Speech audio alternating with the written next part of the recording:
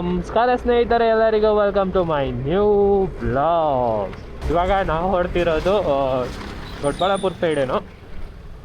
ಎಲ್ಲಿಗಪ್ಪ ಅಂದರೆ ಕೈವಾರಾಗೆ.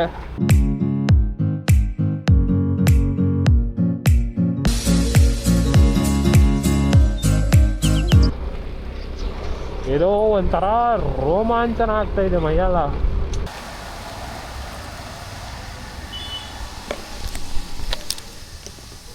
ನೋಡಿ, ಇದೇ ದೇವಸ್ಥಾನ. ಒಂಥರ ಫುಲ್ ಇದರಲ್ಲಿ ಪಾಂಡವರಲ್ಲಿ ಅವನೇ ಫುಲ್ಲು ಬಲಶಾಲಿ.